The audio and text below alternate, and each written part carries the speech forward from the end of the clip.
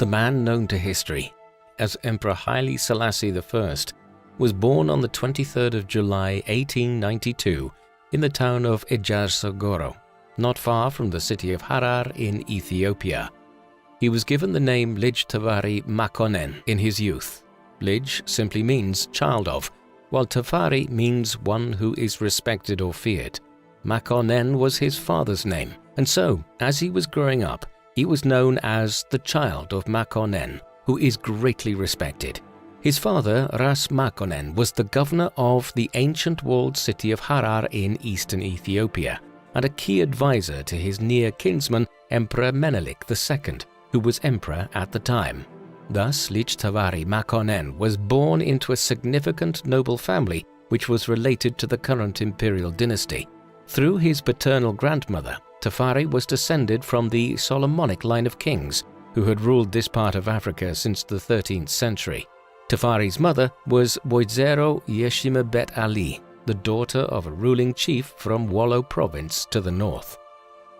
Any exploration of Tafari's life must start by exploring the nature of Ethiopian society and the empire that ruled it in the late 19th century.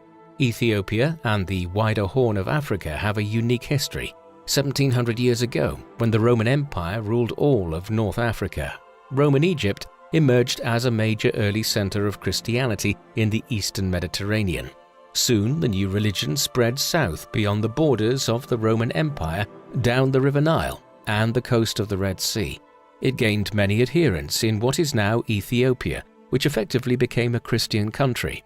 However, with the Arab conquests of the Middle East and North Africa in the 7th century AD, Ethiopia was effectively cut off from the rest of the Christian world, but it did not convert to Islam. Accordingly, over the centuries, a unique form of Christianity developed here, one which continued to adhere to many of the rites which were typical of the 4th century church. Moreover, Ethiopian politics and culture became shrouded in biblical legend, and from the 13th century onwards, the rulers of the Kingdom of Ethiopia claimed to be descended from the biblical King Solomon. Therefore, their dynastic line has become known as the Solomonic dynasty.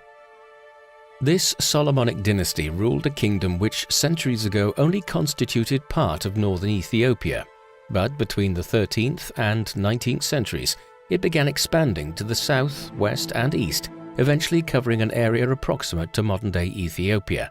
As it did so, the Ethiopian Empire became a multicultural state, one which had many different ethnic people